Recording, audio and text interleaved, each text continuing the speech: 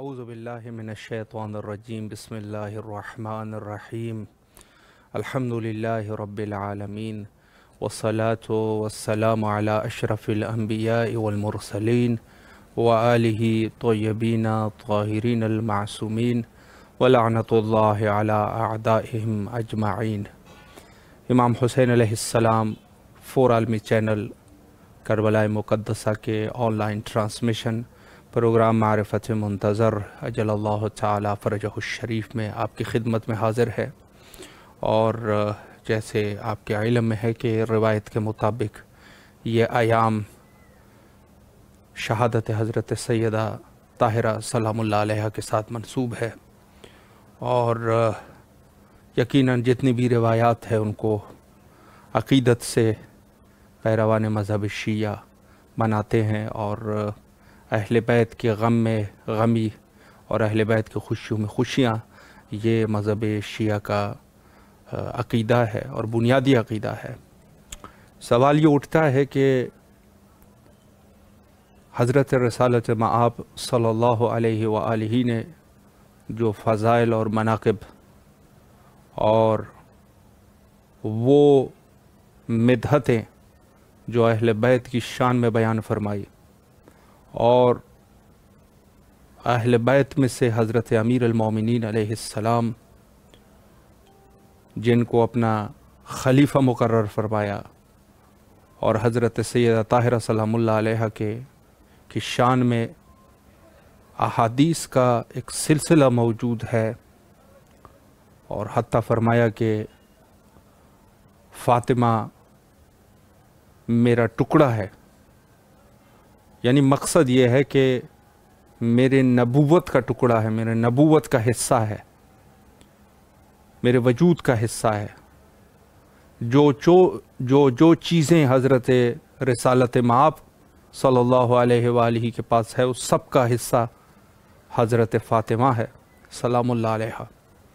لیکن اس کے باوجود بھی امت نے جو مظالم کیے، امت نے جو بے رحمی کا ثبوت دیا، امت نے جو اہل بیت کا حق تھا وہ غصب کر لیا ہر اعتبار سے، آخر اس کے وجوہات کیا تھے؟ کہ جہاں اگر آپ دیکھیں تو خود رسول اللہ کی سنت مسلمانوں کے لیے حجت ہے، قول حجت ہے، فعل حجت ہے، ہر چیز حجت ہے،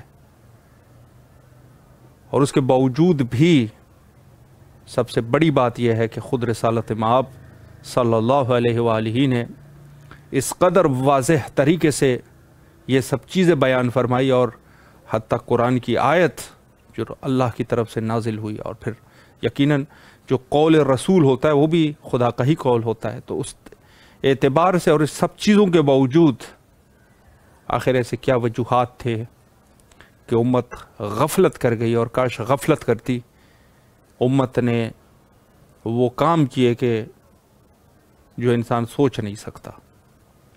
انشاءاللہ العزیز آج اسی ٹاپک پر ہمارے معزز مہمان کے ساتھ بھی گفتگو کریں گے، کیسے کیا وجوہات ہے اور کیسے کیا چیزیں ہیں جو آج کی کتابوں میں لکھی ہے۔ یعنی ظاہر ہے کہ خود اگر آپ بخاری کو دیکھیں گے تو بخاری جو ہے صحیح بخاری یا صحیح مسلم، یہ خود کئی سینکڑوں سال کے بعد یہ کتابیں لکھی گئی ہے رسالت مآب صلی اللہ علیہ وآلہ کے دور کے بعد، اس کے اندر بھی یہ سب چیزیں موجود ہے۔ وجوہات کیا ہے؟ انشاءاللہ العزیز آج کے ہمارے معزز مہمان حجت الاسلام المسلمین عالی جناب استاد مولانا سید عروج الحسن میثم لکھنؤ سے ہمارے ساتھ تشریف فرما ہے۔ انشاءاللہ العزیز ان کے ساتھ گفتگو کا سلسلہ آگے بڑھاتے ہیں، اور قبلہ کے علم اور معلومات سے انشاءاللہ مستفید ہوتے ہیں۔ السلام علیکم ورحمۃ اللہ وبرکاتہ۔ وعلیکم السلام ورحمۃ اللہ وبرکاتہ۔ قبلہ خیریت سے ہے؟ انشاءاللہ طبیعت مزاج بخیر ہے؟ الحمدللہ، پروردگار کا فضل و کرم ہے، اور اہل بیت علیہم السلام۔ مولا آپ کو سلامت رکھے قبلہ۔ سب سے پہلے تو امام حسین علیہ السلام ٹی وی کے تمام اراکین کی طرف سے آپ کے نہایت ہی ممنون اور مشکور ہے کہ مصروفیات کے باوجود آپ تشریف لائے اور ہمیں خدمت کا یہ موقع فراہم فرمایا۔ میں بھی امام حسین ٹی وی کے تمام اراکین، تمام اس کے ممبران اور تمام ناظرین جہان اور مکتب اہل بیت سے متمسک جو مومنین ہیں ان سب کی خدمت میں سلام پیش کرتا ہوں، علیکم اور السلام۔ آپ کی توفیقات کے لیے اللہ کی بارگاہ میں دست بعد دعا ہوں۔ الہی آمین، الہی آمین۔ شکر گزار ہے قبلہ آپ کے، اور میں وقت کو ضائع کیے بغیر، چونکہ یہ ایام جو ہے وہ ایک روایت کے مطابق شہادت حضرت صدیقۃ الکبریٰ سلام اللہ علیہ کے بھی ہے، اور اس کے علاوہ جو ہے مخصوص ایام ہے، تو میں پہلا سوال ابھی ہم گفتگو کر رہے تھے کہ وہ چیزیں جو خود رسول اللہ صلی اللہ علیہ وآلہ نے بڑے واضح طریقے سے بیان فرمائی اپنے اہل بیت کی شان میں، لیکن اس کے باوجود بھی امت غفلت کر گئی، اور حتیٰ شہادت حضرت صدیقۃ الکبریٰ سلام اللہ علیہ اور حضرت امیر المومنین علیہ السلام کا حق غصب کرنا، اور یہ سب موارد جو ہے وہ پیش آئے۔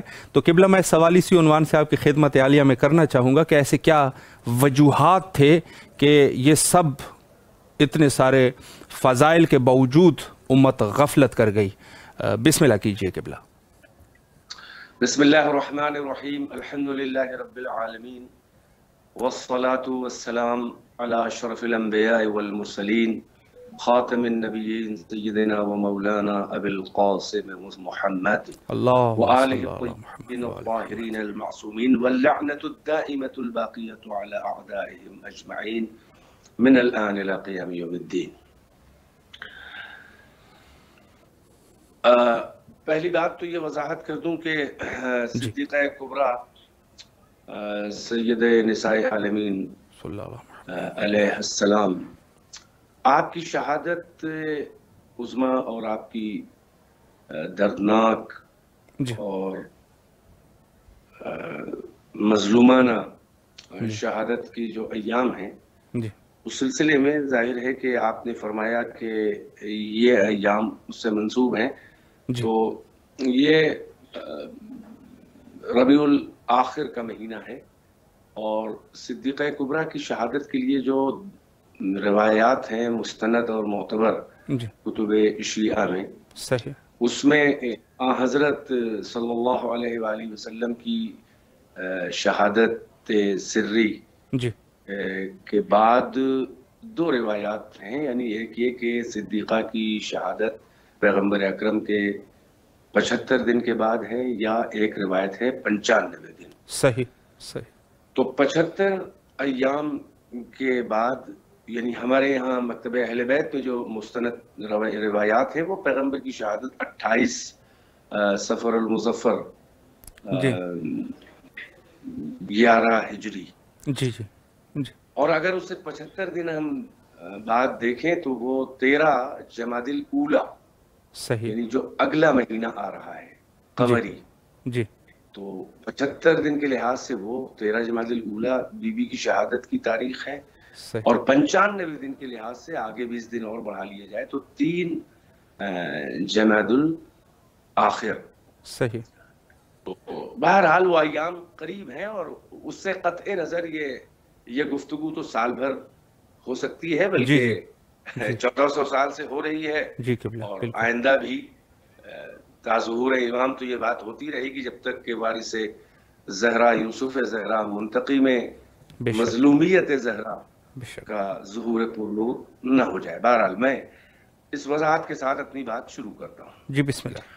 آپ نے سوال کیا کہ پیغمبر اکرم نے اپنی زندگی میں، اپنی حیات ظاہری میں اور اپنی تبلیغی زندگی میں، یعنی اعلان نبوت کے بعد سے جو 23 سال ہے مکہ اور مدینہ، خاص طور سے مدینے میں، صحیح، اہل بیت اطہار کے فضائل اور ان کے مناقب اور ان کے مدارج اور ان کی عزت اور منزلت نگاہ پروردگار میں کیا ہے، نگاہ پروردگار میں ان کی اہمیت کیا ہے، فقط ان کے رشتے کی بنیاد پر نہیں کہ پیغمبر کے گھر والے ہیں، مستقل طور پر انڈیپینڈنٹ اللہ کی نظر میں اہل بیت طاہرین کا کیا مقام ہے، کیا رتبہ ہے، کیا منزلت ہے، ہزاروں روایات ہیں، جی یعنی اتنے فضائل اہل بیت کے بیان کیے ہیں پیغمبر اکرم نے کہ جیسے ایک اجنبی انسان اگر پڑھنا شروع کرے تو اس کو لگے گا کہ پیغمبر مبعوث ہی ہوئے تھے اہل بیت کے فضائل بیان کرنے کے. سبحان اللہ سبحان اللہ. اتنے فضائل ہیں. جی اور قرآن کریم کی آیات بینات، جی صریحی طور پر آیتوں میں جو اہل بیت کے فضائل ہے، بلکہ پورا سورہ ان کے فضائل میں ہے. سورہ دہر جس کے شان نزول میں خود پیغمبر بھی شامل نہیں ہے، با اتفاق فریق، با اجماع فریق ہے، صحیح. وہ اہل بیت کا قصیدہ ہے. وہ مختلف آیات ہیں، وہ میدان مباہلہ ہو یا میدان جہاد میں مولا کائنات کی شجاعت کے سلسلے میں آیتیں ہوں، جی وہ سینکڑوں آیتیں ہیں. صحیح. حتیٰ کہ ابن عباس نے یہاں تک کہا کہ جس آیت کے بھی شروع میں ہے یا ایھا الذین آمنوا، جی اس میں سر فہرست ان کے امام اور پیشوا اور مقتدا اور آگے امیر المؤمنین علی ابن ابی طالب علیہ السلام ہیں. سبحان اللہ سبحان اللہ. کتنے بڑے بڑے علماء اہل سنت نے کتابیں لکھی ہیں، جی مستقل یہ عنوان قائم کیا ہے کہ ما نزل من القرآن فی علی ابن ابی طالب.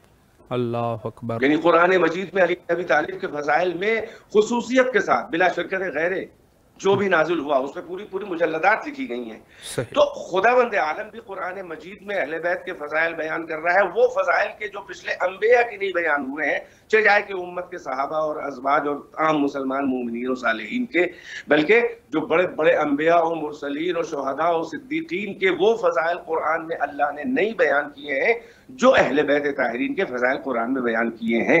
اور پھر پیغمبر اکرم جی وہ جو فرما رہے ہیں، مناقب اہل بیت جو بیان کر رہے ہیں، حقیقت میں یہ پیغمبر اپنی طرف سے نہیں بلکہ کون ہے؟ وہ اتنا صادق و امین ہے کہ جس کے جنبش لبہ صداقت اگر لفظوں میں ڈلے تو قرآن بن جائے. سبحان اللہ سبحان اللہ. جس کے دہن پر ما ینطق عن الہوی ان ہوا الا وحی یوحی کا پہرا لگا ہوا ہے، اللہ اکبر. جو کلام ہی نہیں کرتا ہے بغیر رضا و مشیت پروردگار کے، جو علم خدا کا مخزن ہے اور مشیت خدا کا برتن. بے شک بے شک. وہ خود خصوص مولا کائنات کے سلسلے میں احادیث موجود ہیں، ظاہر ہے کہ مجھے احادیث نہیں دہرانی ہے کیونکہ وہ موضوع نہیں ہے. صدیقہ طاہرہ کے سلسلے میں جو فضائل ہیں قرآن میں ہیں، پیغمبر کی زبان پہ ہیں. جی اب آپ اندازہ لگائیں کہ اتنے فضائل و مناقب کے بعد کیا امت کی آنکھیں بند ہو گئی تھیں؟ کیا کان ان کے بند ہو گئے تھے؟ صحیح. کہ انہوں نے کیوں لحاظ نہ کیا؟ اللہ.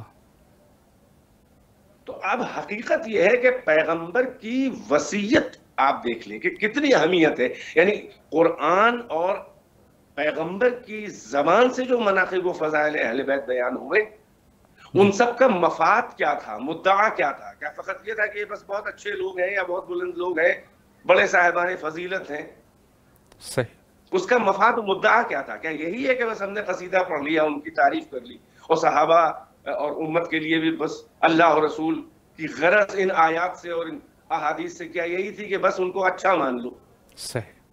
نہیں، بلکہ پیغمبر کی وصیت بتا رہی ہے. جی غدیر بتا رہا ہے، اعلان ولایت علی بتا رہا ہے. صحیح. اعلان ولایت کے من کنت مولا فہذا علی المولا سے پہلے کا اہتمام بتا رہا ہے. بے شک. اور گفتگو کا سیاق بتا رہا ہے جی کہ الا ان اللہ مولاي وانا مولا المؤمنین فمن كنت مولاه فهذا علی المولا. اور یہ بھی قرآن کے ہی تناظر میں پیغمبر فرما رہے ہیں، اسی کی تفسیر و تعبیر ہے جی کہ النبی اولا بالمؤمنین من انفسهم. بے شک. نبی اولا ہے مومنین سے، ان کی جانوں سے بھی زیادہ. نہیں، ان کو مومنین کو اپنی جانوں پر جتنا حق تصرف و اختیار نہیں ہے، اس سے بھی زیادہ نبی کو مومنین کی جانوں پر ان مومنین سے بھی زیادہ حق و اختیار ہے. جی اب یہ اولا بالتصرف کے بعد مولا آ رہا ہے، یعنی مولا وہی ہوتا ہے جو اولا بالتصرف ہوتا ہے. بے شک بے شک. ومن کنت مولا فہذا علی المولا. یہ ہے، یہ نسب خلافت ہے، یہ نسب ولایت ہے، یہ نسب امامت ہے، یہ حاکمیت ہے، یہ ولایت ہے، یہ ولایت کبریٰ ہے. بے شک. یہ ریاست عامہ فی امور الدین و دنیا کا اعلان ہو رہا ہے. جی تو ایسا تو نہیں تھا کہ عربی نہیں جانتے صحابہ، جی بالکل. اور بعد میں تعویلیں سب سقیم اور بیکار ہیں. جب صحیح. دربار رسالت کے شاعر حسان ابن ثابت کے جیسا ادیب اور شاعر، سند یافتہ شاعر، جی وہ کہہ رہا ہے، وہ 7 اشعار پڑھے ہیں جس میں یہ ہے کہ انہوں نے کہا کہ قم یا علی فإنی رضیت بک اماما و ہادیا. سبحان اللہ. صحیح. کہا کہ علی بالکل. تم کھڑے ہو اور میں تم سے راضی ہوں امام اور ہادی کی حیثیت سے. جی. تو مولا کے معنی حسان تو امام سمجھ رہے ہیں، مگر یہ مولا کے معنی دوست سمجھ رہے ہیں، تو ساری تعویلات بیکار ہیں. خود میدان غدیر میں شاعر کیا سمجھا، اور تقریر رسول اللہ ہے، اگر اس کے معنی تو امام بیان کر رہے ہوتے تو رسول پر فرض تھا، واجب تھا کہ وہ ٹوکیں، ان کے پر فرض ہے کہ ہدایت کرے کہ یہ معنی نہیں ہے وہ ہے، اور کوئی صحابی تو کہتا کہ نہیں یہ معنی نہیں ہے. تو یہاں یہ بھی واضح ہو گیا. پھر چلتے چلاتے پیغمبر یعنی حدیث غدیر میں بھی اس کے خطبے کا متن ہے حدیث ثقلین، اور پھر چلتے چلاتے بھی وصیت یہی ہے، پیغمبر کی وصیت ہے، امت کو وصیت ہے، انی تارک فیکم الثقلین. صحیح. کتاب اللہ وعترتی اہل بیتی ما ان تمسکتم بہما لن تضلوا بعدی ابدا وانہما لن یفترقا حتی یردا علی الحوض. قرآن چھوڑے جا رہا ہوں، عطرت چھوڑے جا، مکمل دین ہے یہ، ان سے متمسک رہو. جی. تو قرآن کا ردیف قرآن احد الثقلین اہل بیت کاہے کے لیے؟ فقط تعریف کر دیا، حدیث دہرا دے؟ نہیں، تمسک کرنا ہے، یعنی یہ کہ ان کے آگے نہیں بڑھنا ہے، ان کے کردار کی نقل کرنا ہے، ان کو ہادی اور رہبر اور حاکم اور اپنا رہنما اور اپنا ماسٹر بنا کے ان کے پیچھے پیچھے، ان کے آگے نہ نکل کے، ان کی اقتدا میں پیچھے پیچھے چلنا ہے. یعنی یہ سمجھ کر کہ ان کی معرفت اللہ کی معرفت ہے، ان کی اطاعت اللہ کی اطاعت ہے، ان سے محبت اللہ سے محبت ہے، ان کی ولایت اللہ کی ولایت ہے، ان کی حاکمیت کے زیر سایہ آنا ولایت اللہ کے تحت آنا ہے. یہ سب بالکل روز روشن کی طرح واضح ہے. مگر ساری باتیں پیغمبر کے بعد الٹ گئیں. تو یاد رکھیے، یہ اگر کم سے کم اگر ہم جرم مانے پیغمبر کی امت کا یعنی صحابہ کا جو بھی تھے، ایسے میں ان کو کہہ رہا ہوں، تو کم سے کم جرم یہ ہے کہ حب ریاست، صحیح، ہوا و ہوس، یقیناً حب ریاست اور اقتدار و حکومت. بالکل. اور یہ ہم ہی نہیں کہہ رہے ہیں، جی، یہ اہل سنت کے بہت بڑے امام غزالی احیاء العلوم میں یہ لکھ رہے ہیں کہ پیغمبر کے بعد ایسی ارتداد کی ہوا چلی. یعنی ارتداد بہت بڑا لفظ ہے، جی جی، دین سے پلٹ جانا. بالکل. اور ایسی صحابہ میں حب جاہ و منصب و ریاست کی آندھی چلی، جی، اور اتنی بدعتیں ایجاد ہوئی، اتنی گمراہیوں میں صحابہ پڑے اور آپس میں لڑائیاں، تکفیر و جنگ و جدال کیا. اور اس حب ریاست نے یہ صحابہ کا حال اور امت کا حال کیا. تو کس حب ریاست کی طرف غزالی کا اشارہ ہے؟ ظاہر ہے کہ پیغمبر کے فوراً بعد ہی سقیفہ میں جو غدیر کی بغاوت میں کیا گیا، اسی کی طرف صریح اشارہ نہیں بلکہ وضاحت ہے. تو کم سے کم جرم یہ ہے کہ حب ریاست ہے، اور اس سے بڑھ کر بھی حسد ہے. دیکھیے یاد رہے، صاحبان فضیلت ممدوحین پروردگار خاصان خدا، ایسے بندے اہل بیت اطہار ایسے بندے ہیں کہ جو فقط اچھے نہیں ہیں. یہ تو بہت چھوٹی تعریف ہے. آیہ تطہیر کا فحوائے خطاب اور اس کا مفاد و مفہوم و مدعا اور اس کا بطن یہ بتا رہا ہے کہ اہل بیت فقط اچھے نہیں ہیں، بلکہ ان کی پہچان یہ ہے کہ ان میں کوئی عیب نہیں ہے، کوئی خرابی نہیں ہے، کوئی برائی نہیں ہے. سبحان اللہ. بے شک، بے شک. تو فقط صاحبان فضیلت نہیں ہے، جی، بلکہ اہل بیت کا معیار، ان کا کردار، ان کی ذات، ان کے فضائل، ان کا خود وجود فضیلت نہیں ہے بلکہ معیار فضائل ہے. بے شک، بے شک. یہ وہ کسوٹی ہے، یہ وہ کرائٹیرین ہے، یہ وہ پیمانہ ہے، یہ وہ وجود و ذوات ہے کہ جن کے قریب آ کر جس کسوٹی پہ پرکھ کے صفتیں فضیلتوں میں ڈھلتی ہیں. اللہ اکبر، اللہ اکبر. اب ان میں کون عیب نکالے کہ جن کی بے عیبی کا اعلان اللہ کر رہا ہے. یہی سبب ہے کہ منصب پر قبضہ کرنے کے بعد بھی تو اہل بیت پہ ظلم ہوا. جی بالکل، بالکل. خلافت پہ قبضہ ہو گیا تبھی تو صدیقہ طاہرہ کے در پہ بدتمیزیاں کی اوباشوں نے آ کر. جی، پوری خلافت پہ قبضہ کر لیا، پورے ممالک اسلامی، مگر ایک باغ فدا وہ میراث رسول. بھائی منصب لے لیا تھا، اب تو ذرا سا بالکل ڈھیل دیتے، اب تو ذرا سا سختیاں نہ کرتے. بالکل، بالکل. تو ایک طرف حب ریاست ہے، دوسری سب طرف اہل بیت کے فضائل سے حسد ہے. حسد ہے، یقیناً، بالکل حسد ہے. جی. اور یہ حسد ہی جو ہے وہ ابلیسی مزاج ہے. جی. ورنہ ابھی اعلان خلافت آدم یہ بھی اللہ نے نہیں کہا تھا کہ یہ جو ہم نے پتلا بنا کے روح ڈالی ہے اور سجدے کا حکم دیا یہی میرا خلیفہ ہوگا. صحیح. مگر ابلیس کو حسد ہو گیا. جی. وہ اپنی شیطانی ذہانت سے سمجھ گیا، پروٹوکول کو دیکھ کر اور اہتمام کو دیکھ کر سمجھ گیا کہ ہو نہ ہو یہی انتخاب پروردگار ہے، اور اس کو حسد ہوا، اس نے استکبار کیا اور انکار سجدہ آدم کیا. ویسے ہی غدیر کے پروٹوکول کو دیکھ کر اور ایتونی بالقرطاس والقلم، کاغذ قلم لا اکتب لکم صحیفۃ لن تضلوا بعدی ابدا، یہ پروٹوکول دیکھ کر سمجھ گئے کہ یہی ہے، اور صراحتیں بھی ہو چکی تھیں، اب لکھنے بھی نہیں دیا. لہٰذا یہ حب ریاست بھی ہے. پیغمبر کے بعد جو اہل بیت میں مظالم ہوئے وہ حب ریاست اور خلافت بھی ہے، اور ساتھ میں اس کے حصول کے بعد بھی مصائب کم نہیں ہوئے اہل بیت کے.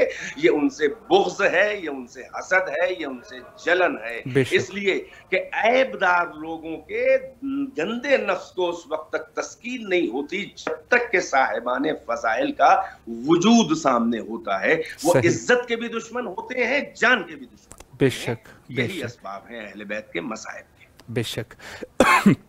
قبلہ بہت خوبصورتی سے آپ نے وضاحت فرمائی، یقیناً نہایت ہی مدلل گفتگو. ایک اختلاف قبلہ آپ نے بھی اشارہ بھی فرمایا ہے اور دلیل بھی پیش کی خود جانشین حضرت رسالت مآب صلی اللہ علیہ وآلہ کے بارے میں. یہاں مزید بھی میں تھوڑی سی وضاحت کے لیے یہ سوال اگر کر لوں تو کیونکہ ظاہر ہے کہ ایک طرف سے جو امت کی اختلاف کی وجہ ہے وہ ہے جانشینیت کا مسئلہ، یعنی خود جانشین کا تعین ہوا ہے کہ نہیں ہوا ہے، اور اس کے بارے میں بہرحال جو مخالفین ہیں وہ بھی دلائل لے کے آتے ہیں، اور جو مذہب شیعہ کے دلائل ہے وہ کس قدر قوی ہے، تو اس پر بھی اگر ایک وضاحت ہو جائے. جی بسم اللہ الرحمن الرحیم. میں نے پچھلی گفتگو میں بعض واضح اشارے بھی کر دیے، اور اس گفتگو میں کیونکہ یہ براہ راست مستقیماً یہ سوال اسی موضوع، اسی اختلاف جانشینی ختمی مرتبت سے متعلق ہے، تو میں عرض کروں مکتب اہل سنت میں کہیں آپ کو شروع سے لے کر آج تک قدیماً و حدیثاً متاخرین متقدمین میں کہیں ایک دعویٰ نہیں ملے گا کہ اللہ و رسول نے نصب خلافت کیا تھا کسی کے بارے میں بھی. صحیح. یعنی وہ خود خلافت خلیفہ اول جو ان کے ہیں جی ابو بکر ابن ابی قحافہ کے بارے میں وہ کوئی دعویٰ نہیں ہے ان کا صحیح کہ اللہ نے قرآن میں کوئی وضاحت کی ہو یا رسول اللہ نے انہیں نصب کیا ہو، اپوائنٹ کیا ہو اپنے بات کے لیے. جی تو پہلی بات تو یہ کہ وہ اس دعوے سے دستبردار ہیں شروع سے، بلکہ اجماع امت کے حوالے کر دیا. جی تو ان کا تو دعویٰ گیا. جی اب ان سے دلیل بھی نہیں مانگنی ہے، نہ ان کے پاس کوئی ہے دلیل. جی بالکل. اب سوال یہ ہے کہ یہ اس پر بحث ہو جائے کہ اپوائنٹمنٹ اللہ اور رسول نے کسی کا کیا تھا کہ نہیں کیا تھا بعد پیغمبر، خلافت و ولایت و امامت اور حکومت کے لیے. صحیح. ان کا دعویٰ ہے کہ نہیں کیا.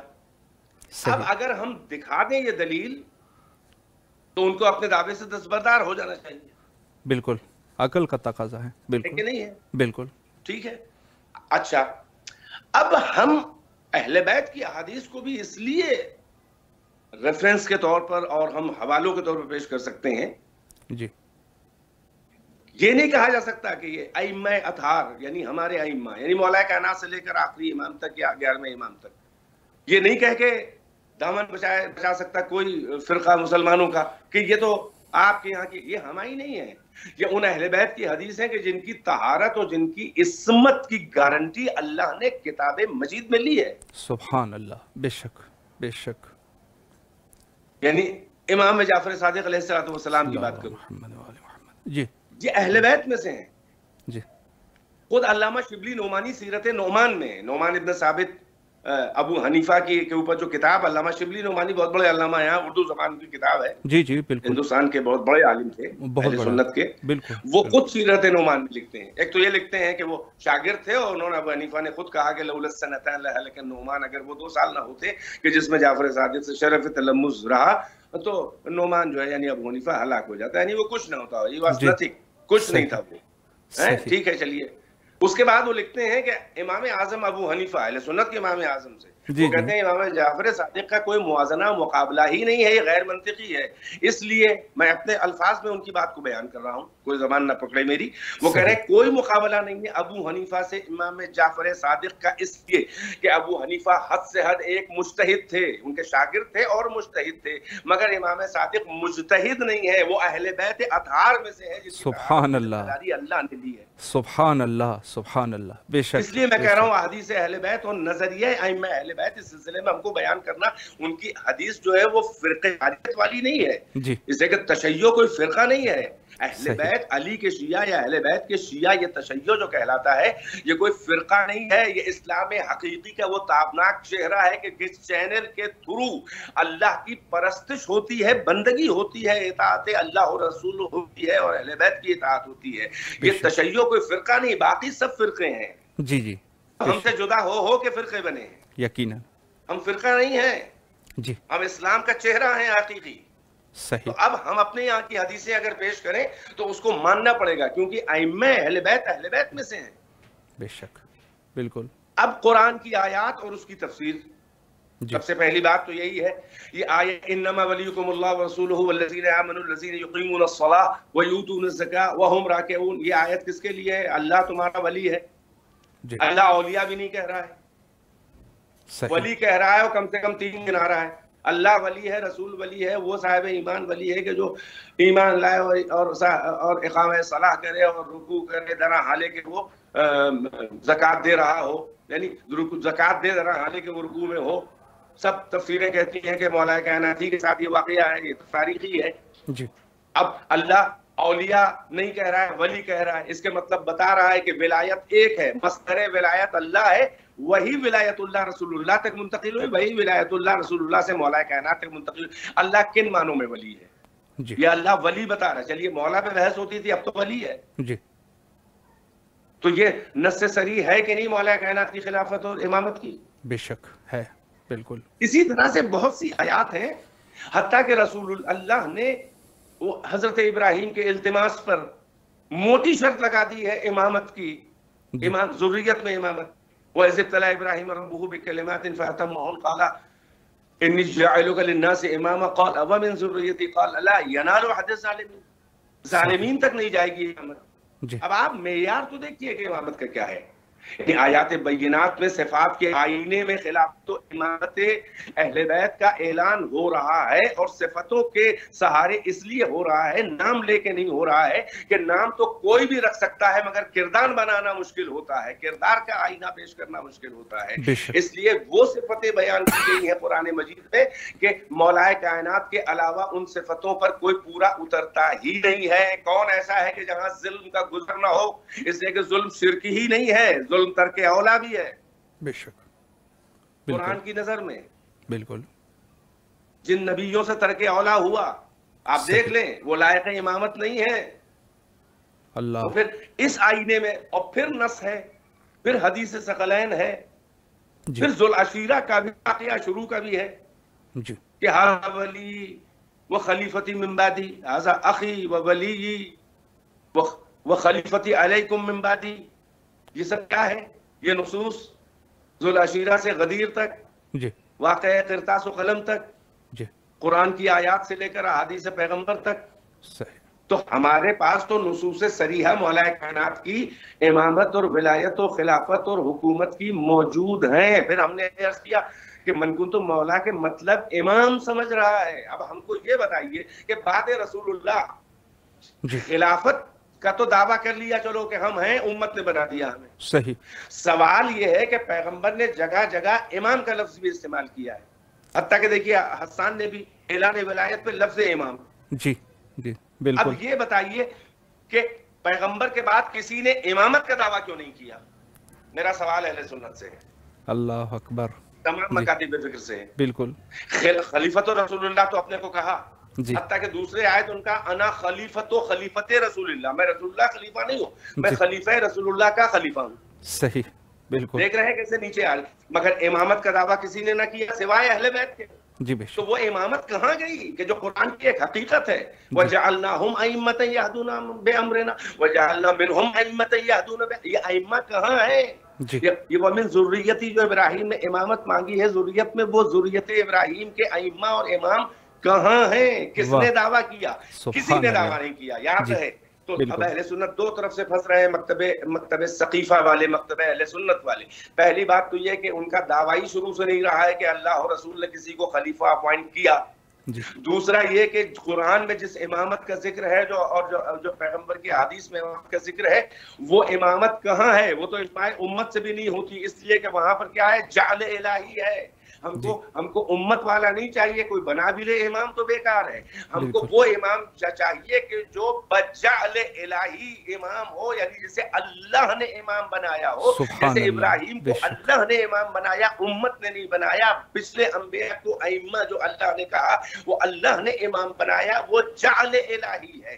کسی کے بس میں خود نبی بھی نہیں بنا سکتا اپنے بعد کسی کو امام، یہ جعل الہی ہے، وہ اللہ کے بنایا ہوا۔ اس امت میں امام کون ہے سوائے علی ابن ابی طالب اور اولاد علی کے ائمہ کے؟ کسی کی نہ ہمت ہے، نہ حیثیت ہے، نہ اوقات ہے، نہ اسٹیٹس ہے، نہ کسی نے دعویٰ کیا ہے کہ وہ امام ہے جنہیں اللہ نے بنایا اور رسول نے نصب کیا۔ بے شک بے شک، واہ سبحان اللہ، بالکل ایسی ہے قبلہ۔ اس کے دلائل سوائے مکتب اہل بیت کے علاوہ کسی کے پاس نہیں ہے، یقیناً یقیناً۔ قبلہ بہت ہی خوبصورت گفتگو آپ نے امامت کے عنوان سے فرمائی، اور نہایت ہی مدلل اور نہایت ہی مستند گفتگو۔ آخری سوال قبلہ اسی عنوان سے میں آپ کی خدمت میں پیش کروں کہ ظاہر ہے جو ہمارے پاس سلسلہ امامت ہے، اور پھر امامت جو ہے وہ مذہب شیعہ کے اساسی عقائد میں سے ہیں، تو خود اس وقت کے امام حضرت امام زمانہ علیہ السلام تو ظاہر یہ بھی انہی سلسلے میں ہے، اور ظاہر ہے کہ وقت کے امام ہے۔ تو امام کی امامت کے اوپر اگر ایک دلیل ہو جائے، اور انشاءاللہ العزیز آپ کے زحمات تمام۔ جی بسم اللہ الرحمن الرحیم۔ امامت مولا کائنات کے سلسلے میں یا امامت امام زمانہ علیہ السلام؟ قبلہ ویسے تو ایک ثابت ہو جائے تو سب ثابت ہے، لیکن اگر امام زمانہ علیہ السلام کی بات ہو جائے تو بہتر ہے۔ جی قبلہ بسم اللہ۔ بہتر جی۔ احادیث بھی موجود ہیں، اور حدیث حضرت جابر بن عبداللہ انصاری بھی موجود ہے، اور خود ان کی حدیث ہی ہے کہ انہوں نے مصحف فاطمہ علیہ السلام میں بھی یہ دیکھا کہ وہ معنعن باقاعدہ وہ ایک تسلسل اور سلسلہ ہے کہ اولاد زہرا کے جو ائمہ ہیں، اور اس میں امام مہدی تک کا نام ہے۔ یہ حدیث جابر بن عبداللہ انصاری مصحف فاطمہ کے حوالے سے وہ کہتے ہیں مجھے خود دکھایا وہ مصحف بی بی نے۔ ایک تو یہ، اس کے علاوہ اہل سنت کے منابع میں ینابع المودہ، شیخ سلیمان قندوزی عالم اہل سنت حنفی المسلک، جی جی بالکل، انہوں نے روایات صاف صاف پیغمبر سے نقل کی ہیں، اور 12 ائمہ اپنے بعد، جن میں پہلے علی، دوسرے حسن، تیسرے حسین، پھر اولاد حسین سے 9 ائمہ۔ سبحان اللہ، بالکل اہل سنت کے بھی حوالے ہیں نا۔ میں جی جی شیعوں میں تو متواتر احادیث مطلب پٹی پڑی ہیں، کوئی کتاب ایسی نہیں ہے کہ جہاں پر نام بنام خود پیغمبر نے، یعنی حسین تک آ کے پھر کہا ہے اس کی نسل سے 9 امام، اور ان کے سب کے نام لیے ہیں، اور سب کے نام پیغمبر نے خود دہرائے ہیں کہ یہ اللہ نے رکھے ہیں۔ اور پھر آخری امام کے سلسلے میں یہ نہیں کہ ایک دم سے آئیں گے اور پیدا ہوں گے اور سید ہوں گے، اولاد فاطمہ سے ہوں گے، حسنی ہوں گے کہ حسینی، جیسا کہ یہ گنجلک کر دیا ہے، یعنی کنفیوز کرنے کے لیے اہل سنت کی کتابوں میں اس طرح کی روایات ہیں، مگر وہاں بھی اکثر روایتیں وہی ہیں کہ وہ اولاد زہرا اور نسل حسین سے ہوں گے۔ بس فرق یہ ہے کہ وہ کہتے ہیں پیدا ہوں گے، ہم کہتے ہیں پیدا ہو چکے ہیں، اور ہمارے پاس سلسلہ صحیح الاسناد احادیث موجود ہیں۔ تو روایات و احادیث تو فریقین میں آپ کو ملیں گی، اور اب اس وقت کتنے اہل سنت علماء بول رہے ہیں باقاعدہ امام مہدی کے اوپر۔ دیکھیے پاکستان میں تو اپنے اردو زبان کی بات کر رہا ہوں، آپ دیکھ لیجئے کہ وہ مرزا علی وہ انجینئر ہے، وہی بتاتا ہے یہاں سید سلمان ندوی جو ہیں وہ بھی امام مہدی علیہ السلام، امام مہدی ان کا ظہور۔ تو اب اور قرآن کی آیات بینات میں صریحی اشارے موجود ہیں، اور اس کی تفسیر جو اہل بیت نے بیان کی ہے اس میں 100 سے زیادہ آیات ہیں کہ جس کے اندر امام مہدی کے امامت اور ان کے ظہور کی طرف اللہ نے اشارہ کیا ہے۔ اب وقت نہیں ہے، ورنہ میں بہت سی آیتیں ہیں۔ مثال کے طور پر ایک آیت یہ ہے کہ هو الذی ارسل رسولہ بالہدی ودین الحق لِيُظْهِرَهُ عَلَى الدِّينِ كُلِّهِ وَلَوْ كَرِهَ الْمُشْرِكُونَ. وہ اللہ ہے کہ جس نے اپنے رسول کو ہدایت و دین حق کے ساتھ بھیجا تاکہ تمام ادیان جو ہیں یعنی علی الدین کلہ، یعنی ادیان اللہ نے قرآن میں استعمال نہیں کیا اس لیے کہ دین ایک ہی ہے، وہ اسلام ہے.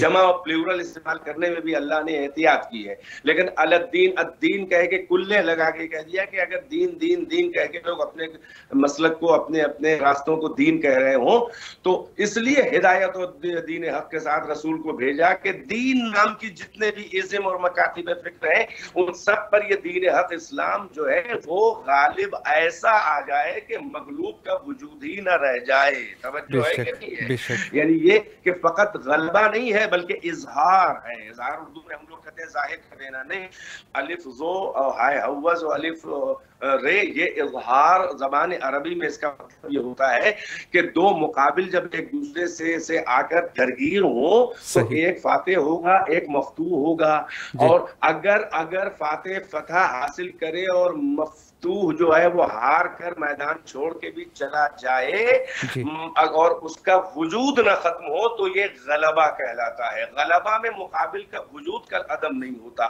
مگر اظہار ایسا غلبہ ہوتا ہے کہ غالب کے مقابل مغلوب کے خاکستر وجود میں دبی ہوئی چنگاریاں بھی بھوبل میں بدل جائیں اور ایسا وہ کل عدم اور وینش ہو کہ دوبارہ اپنی استعدادوں کو جمع کر کے محاذ کے اوپر بمقابل غالب اور حق نہ آ سکے. اللہ فقط غلبے کا وعدہ نہیں کر رہا ہے بلکہ رسول کو اس لیے بھیجا ہدایت دین حق کے ساتھ کہ اسلام کا اظہار ہو جائے، یعنی یہ کہ جتنے دین نام کے ازم اسلام کے علاوہ ہیں وہ سب ایسا مغلوب ہو کے کل عدم اور وینش ہو کہ ان کا بیج تک ختم ہو جائے.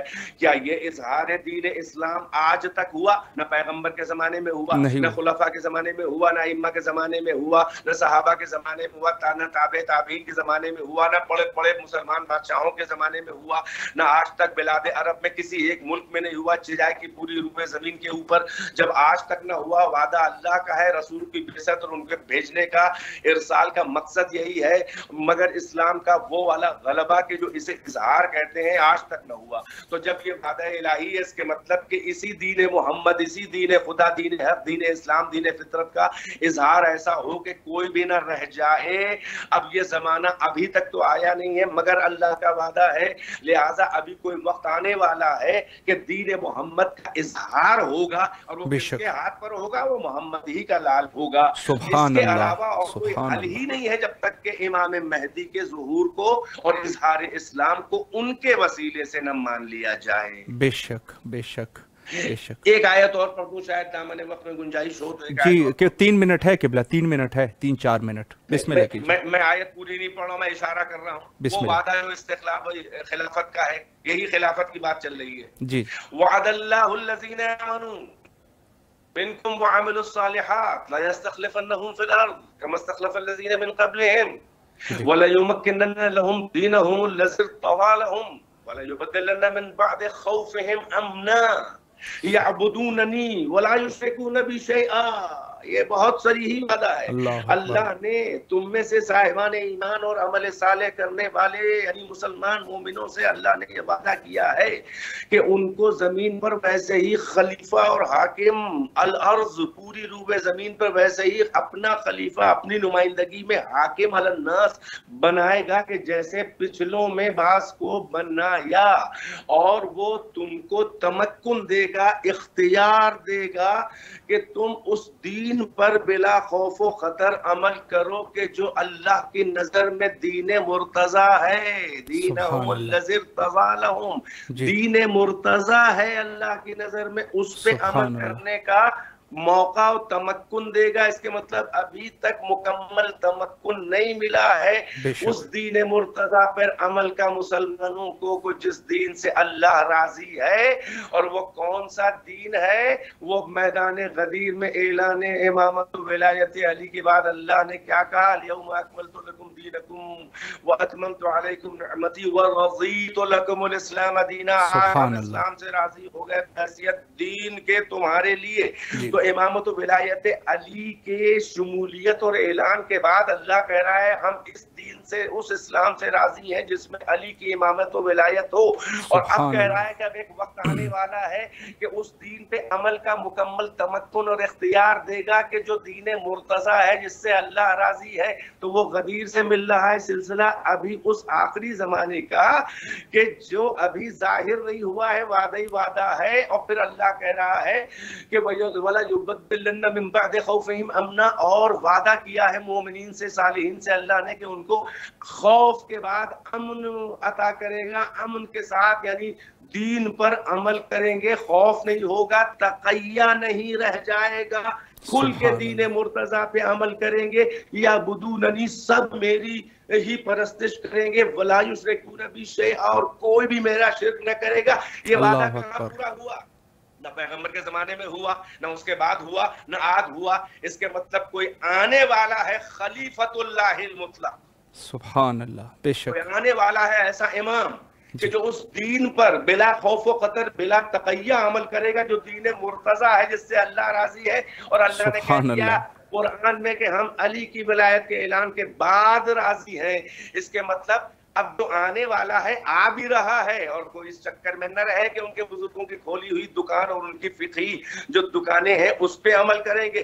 کیا امام مہدی تشریف لائیں گے تو کیا وہ اپنے باپ علی مرتضی اور اپنے جد محمد مصطفیٰ کی شریعت سے ہٹ کر کوئی عمل کریں گے؟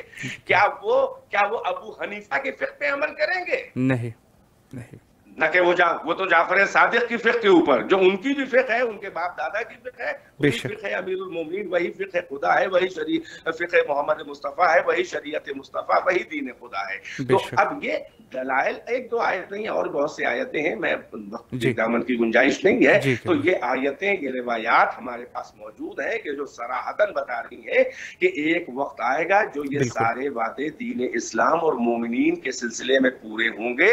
وہ کون ہوگا؟ بیک وقت وہ خلیفۃ اللہ بھی ہوگا، وہ خلیفۃ رسول اللہ بھی ہوگا، وہ خلیفۃ امیر المومنین بھی ہوگا، وہ خلیفہ حسن حسین بھی ہوگا، وہ خلیفہ امام عسکری بھی ہوگا، وہی آخری حجت ہوگا، اور اسی کے ہاتھ پر دین اسلام کا اظہار اور غلبہ ہوگا، اور اسی کے ہاتھ کے اوپر اللہ جو ہے وہ مقصد پورا کروائے گا۔ کیا؟ جو ائمہ نے اور پیغمبر نے فرمایا کہ جب وہ آئے گا کہ وہ یملأ الارض قسطا وعدلا کما ملئت جورا وظلما، زمین کو عدل و انصاف سے ویسا بھر دے گا جیسے وہ جور و ظلم سے بھری ہوگی۔ یہ سوائے مکتب اہل بیت کے مہدی کے علاوہ اور کہیں شرائط نہیں پورے ہوتے، نہ امامت کے، نہ خلافت کے، نہ ہدایت۔ بے شک قبلہ۔ قبلہ اللہ آپ کے توفیقات خیر میں اضافہ فرمائے۔ دل تو نہیں کر رہا کہ سوالات کا سلسلہ منقطع کرے، لیکن دامن وقت میں مزید گنجائش نہیں ہے۔ انشاءاللہ العزیز کوشش کروں گا کہ پھر بھی میں آپ سے وقت لیتا رہوں، اور انشاءاللہ اسی طریقے سے آپ کی خوبصورت بیان سے اور مدلل گفتگو سے استفادہ کرتے رہیں۔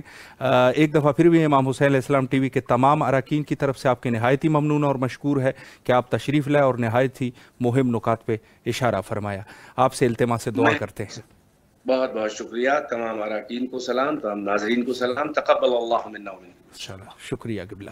التماس سے دعا، فی امان اللہ، خدا حافظ، خدا حافظ۔ جی یہ تھے ہمارے ساتھ حجت الاسلام المسلمین علی جناب مولانا استاد عروج الحسن میثم صاحب لکھنؤ سے۔ بہت خوبصورت گفتگو فرمائی اور ہمیشہ کی طرح، اور جب بھی آتے ہیں خوبصورت گفتگو، اور یہی ہے کہ علماء جو ہے ان کی گفتگو سے ہمیں ایمان تازہ ہوتا ہے، کچھ نہ کچھ دیتے رہتے ہیں، اور ہمارے جو عقیدے ہیں ہمارے اس کے لیے ظاہر ہے کہ علماء کی گفتگو جو ہے وہ ضروری ہے۔ وقت تقریباً ہمارا ختم ہو چکا ہے، اور انشاءاللہ العزیز اسی طریقے سے کوشش کرتے رہیں گے کہ آپ کی خدمت میں اسی قسم کے موضوعات جو کہ یقیناً اس پر گفتگو کرنا ضروری ہے، انشاءاللہ العزیز آپ کی خدمت میں لاتے رہیں گے، اور اس پر گفتگو کا سلسلہ جاری رہے گا۔ بین الحرمین حضرت حجت حضرت امام زمان علیہ السلام کے ظہور کے لیے دعا گو ہے۔ اللہم عجل لولیک الفرج۔